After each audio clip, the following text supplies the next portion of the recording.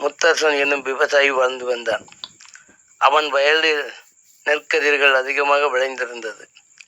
நெல்லை அறுவடை செய்து பணத்தை பெற்றுக்கொள்வதற்காக மாட்டு வண்டியில் மூட்டைகளை ஏற்றிக்கொண்டு டவுனுக்கு சென்றான். திரும்ப வரும்போது அவனிடம் நிறைய பணம் இருந்தது. முத்தரசனுக்கு பல கல் தொலைவில் உள்ள ஆலயங்களுக்கு சென்று தெய்வ தரிசனம் செய்துவிட்டு வர வேண்டும் என்பது பல நாள் கனவாக இருந்தது. அதே சமயம் தன்னிடம் உள்ள பணத்தை எப்படி பாதுகாப்பது என்று தவிப்பு வேறு மனநிலையில் உண்டானது. தான் பயணம் சென்ற வழியில் திருடர்களிடம் மாட்டிக்கொண்டால் பணம் பறிபோய்விடுமே என்ற பயம் மனதில். தேவையான பணத்தை மட்டும் எடுத்துக்கொண்டு மீதி பக்கத்து வீட்டு சிவையாவிடம் கொடுத்துவிட்டு செல்லலாம் என்ற யோசனை தோன்றியது.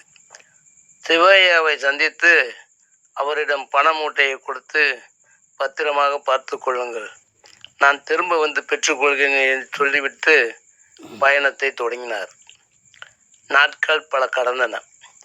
முத்தரசன் திரும்ப வந்து சிவையாவிடம் தான் கொடுத்த பணப்பையை கொடுக்க வேண்டும் என்று கேட்க, சிவையா தன் வீட்டிற்கு சென்று அதை திறந்து பார்த்து எடுத்து வந்து கொடுத்தான். முத்தையா பண மூட்டையை பெற்றுக்கொண்டு தன் வீட்டிற்கு சென்று பண மூட்டையை திறந்து பார்த்தான். அதில் பணத்திற்கு பதிலாக வெற்று காகிதங்கள் இருப்பதை கண்டான். அவன் அதிர்ந்து போனான். சிவையா என்னை மோசம் செய்து விட்டான் என்ற உண்மை அவருக்கு புரிய வரவே அவன் மீது கோபம் உண்டானது. சிவையாவிடம் சென்று சண்டையிட ஆரம்பித்தான். சிவையாவோ, நீ என்னிடம் கொடுத்து விட்டு சென்ற பையை அப்படியே திரும்ப கொடுத்து விட்டேன். உள்ளே என்ன இருந்தது என்று கூட நான் பார்க்கவில்லை. நீ என்னிடம் சண்டையிடுவதும் கோபப்படுவதும் நியாயமற்றது என்று வாதிட்டான். முத்தரசன் விஷயத்தை பஞ்சாயத்திற்கு கொண்டு சென்றான். ஊர் நாட்டாமையாக செல்வராசு என்பவர் இருந்தார். அவர் நியாயமானவர். தன்னிடம் வரும் இது போன்ற வழக்குகளை தீர ஆராய்ந்து தீர்ப்பு வழங்குவார். அன்று ஊர் பஞ்சாயத்து கூடியது. முத்தரசன் தரப்பு வழக்கை எடுத்துச் சொல்வதும் சிவையா அதை மறுப்பதுமாக இருந்தார். நாட்டாண்மை பணப்பையை பார்த்தார். நீங்கள் இருவர் சொல்வதும் ஏற்றுக்கொள்ளும்படியாகவே உள்ளது. இந்த வழக்கை நாளை விசாரிக்கலாம். அதுவரையில் இந்த பை எனது காரியாலயத்தில் இருக்கட்டும். இப்போது நீங்கள் போகலாம் என்றார். மறுநாள் பஞ்சாயத்து கூடியது. நாட்டாண்மை கூட்டத்தினரை பார்த்து பேசினார். சிவையா பையை பிரித்து பார்க்கவில்லை என்று சொல்கிறார். முத்தரசன் பையை கொடுத்ததாக சொல்கிறார்.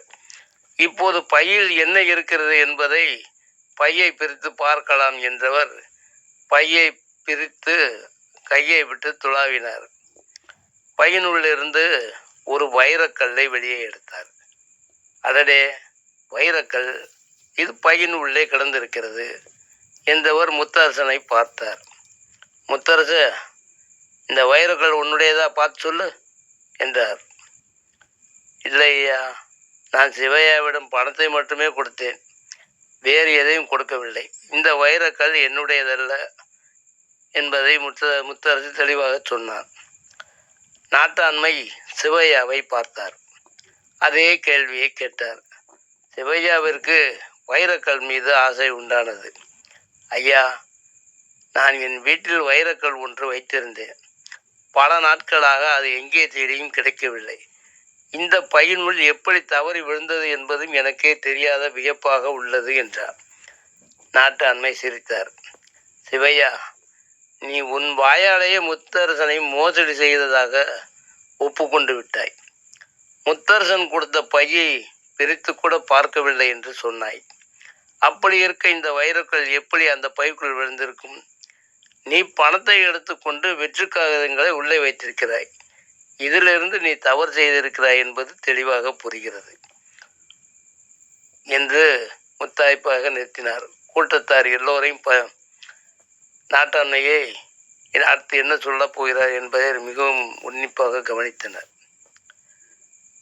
உண்மையில் இது வைரக்கல் உன்னுடையதும் அல்ல, முத்தரசனுடையதும் அல்ல, அது என்னுடையது. உன் போலி வேஷத்தை கலைக்கவே இப்படி ஒரு நாடகம் ஆடினேன். நீ முத்தரசனுக்கு தர வேண்டிய பணத்தோடு அவரது மன உளைச்சலுக்குமான நஷ்டஈடும் வழங்க வேண்டும். மேலும் பஞ்சாயத்தாரிடம் பொய் சொன்ன குற்றத்திற்காக அபராத தொகையும் செலுத்த வேண்டும்.